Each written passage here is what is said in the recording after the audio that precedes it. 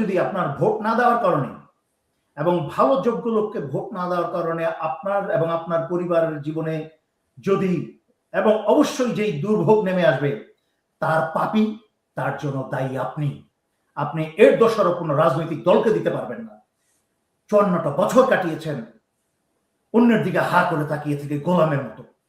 এবার গোলামের বাচ্চাদের মতো ব্যবহার করা বন্ধ করতে হবে। নিজের অধিকার বুঝে নেন। নিজের দেশ, নিজের অধিকার।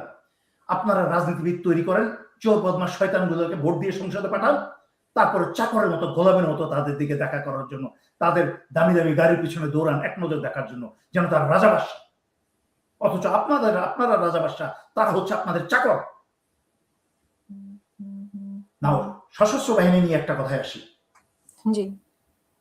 সশস্ত্র বাহিনী হাসিনার 16 বছর আমলে সশস্ত্র বাহিনীর যে একটা গৌরব, ইউনিফর্মের যে একটা গৌরব, এখন গায়ে ইউনিফর্ম পরি না, একটা সিভিল শার্ট পরি, কিন্তু এই সিভিল শার্টের পিছনে অন্তরের মাঝখানে সেনাবাহিনীর যেই গৌরব, অফিসার হিসেবে যেই গৌরব, সেনা সদস্য হিসাবে, অবসরপ্রাপ্ত সেনা সদস্য হিসেবে যেই গৌরব, আলহামদুলিল্লাহ 100% এখনো জীবিত আছে। বিন্দু মাত্র বিক্রি করি নাই বা বিন্দু মাত্র ছাড় দেই নাই। গত 16 বছর হাসিনার আমলে সশস্ত্র বাহিনী ইউনিফর্ম, নিজের ভিতরের সেনা সমস্ত অহংকারকে ধূলিসাৎ করে দিয়েছে।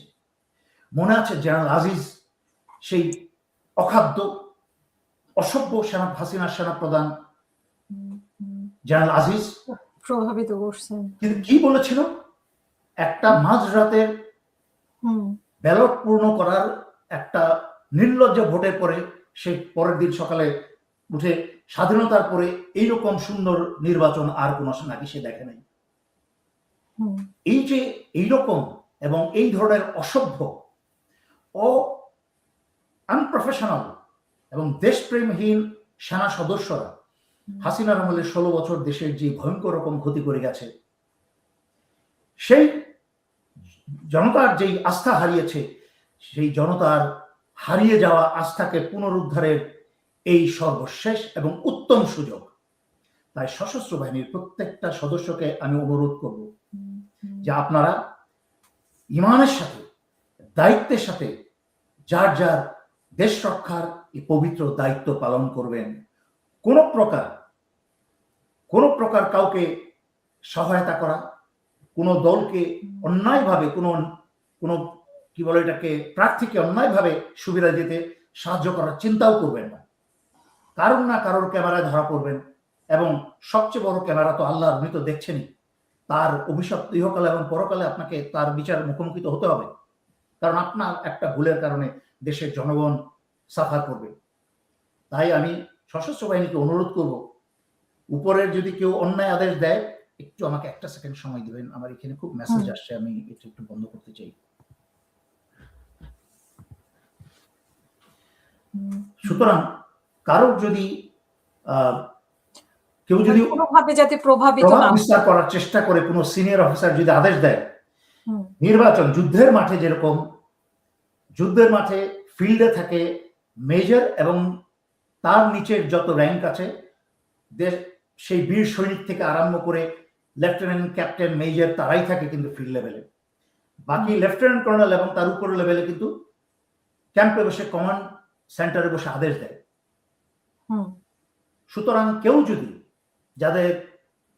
যারা দেশপ্রেম ভুলে গেছে, যারা এখনো আওয়ামী, এবং যেহেতু বিএনপিও চাচ্ছে, বিএনপি আওয়ামীকে পুনর্বাসন করতে চাচ্ছে, সুতরাং বিএনপি আওয়ামী লীগ মিলে হাসিনার আমলের অনেক সিনিয়র অফিসারকে কি বলে প্রভাব করার চেষ্টা করবে, যেন ভোট কেন্দ্রে প্রভাব সৃষ্টি করে। সেই ধরনের আদেশ দিলে মনে করবেন সেনাবাহিনীর সিনিয়র অফিসার আদেশ দেওয়া মানেই কিন্তু তা বৈধ আদেশ না।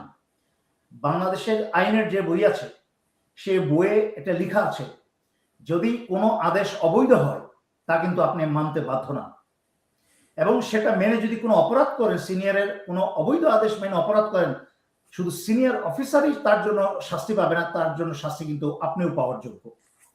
তাই কোনো প্রকার দেশ বিরোধী আদেশ আপনারা পালন করবেন না।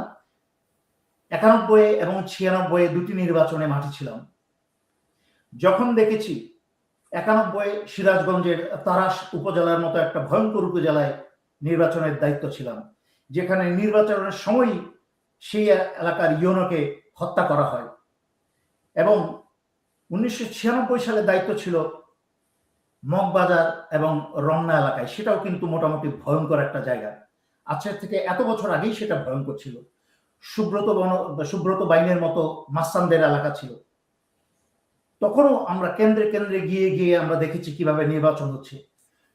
যখন দেখেছি অন্যায়ভাবে কোনো একটা দলের মার্কার উপরে প্রিজাইডিং অফিসার সহকারে পুরো টিম মিলে সিল মারছে, চর মেরে প্রিজাইডিং অফিসারকে চেয়ার থেকে মাটিতে ফেলে দিয়েছি। যে আপনাদের মতো শিক্ষকরা কি এই বাংলাদেশে ছাত্রদের পড়িয়ে আপনারা কি ভবিষ্যৎ নেতৃত্ব তৈরি করবেন? আপনাদের চরিত্রের ঠিক নেই, আপনারা কি চরিত্রের নেতৃত্ব সৃষ্টি করবেন? শুধু আমিই না, আমার মতো আরো কয়েকজন অফিসার ঢাকা বিশ্ববিদ্যালয়ের কার্জন হল থেকে থাপ্পড় মেরে আরেকজনকে ফেলে দিয়েছিল। আমাদের অফিসারদের চরিত্র ছিল এরকম, দেশের পক্ষে, জনতার পক্ষে, কোনো রাজনৈতিক দলের পক্ষে না। আশা করি আপনারা সেইভাবে দায়িত্ব পালন করবেন। আরেকটা গুরুত্বপূর্ণ বিষয়ে আমি উল্লেখ করতে চাই,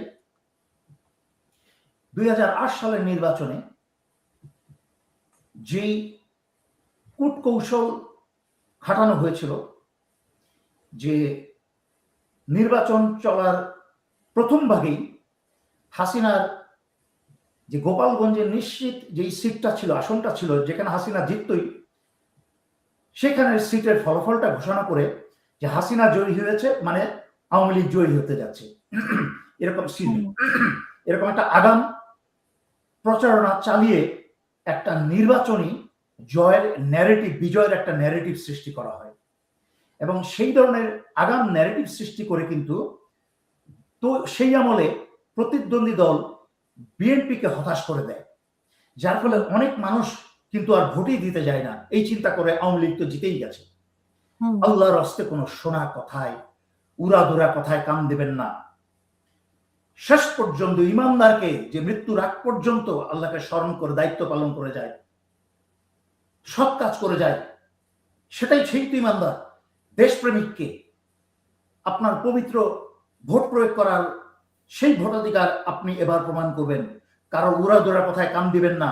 আপনার ভোটটা বেলা শেষ হলো, শেষ মিনিটটা পর্যন্ত ভোট দেওয়ার যখন সময় থাকে, সেই সময়টা হলো ছুটে গিয়ে আপনার ভোটটা আপনি দিয়ে আসবেন।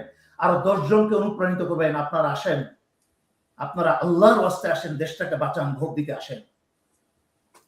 ঘরে বসে থেকে কাপুরুষের মতো, অসহায়ের মতো পরবর্তীতে চাঁদাবাজদের অত্যাচারে যখন ব্যবসায় আপনার দল বেঁধে লোকজন আসবে, চিন্তা করেন বিএনপি এই আগামীকালকে 12 ফেব্রুয়ারির নির্বাচনেই শুধু হারার সম্ভাবনা দেখছি না।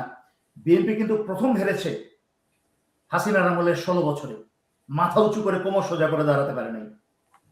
দ্বিতীয়বার হেরেছে 5ই আগস্টের পরে সারা বাংলাদেশে যখন ভয়ঙ্কর রকম চাঁদাবাজি এবং সন্ত্রাসী, খুন খারাপি এইসব শুরু করে, বিএনপি তখন দ্বিতীয়বার হেরেছে।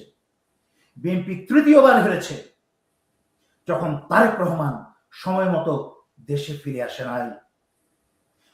বিএনপি চতুর্থবার হেরেছে যখন তারেক রহমান বলেছে উনার দেশে ফেরা উনার একক সিদ্ধান্তের উপর নির্ভর করে না, ভারত অথবা ওনার আশেপাশের দালালদের হয়তোবা উপর নির্ভর করতে হয়। সুতরাং আশা করি জনতা সঠিক মার্কাটা বলবো না, দুঃখিত, সঠিক ব্যক্তিকে, চরিত্রবান এবং ভালো মানুষকে দেখে সঠিক ব্যক্তিকে ভোটটা দেন। এবং আপনারা অবশ্যই হাতে ভোট দিতে ভুলবেন না।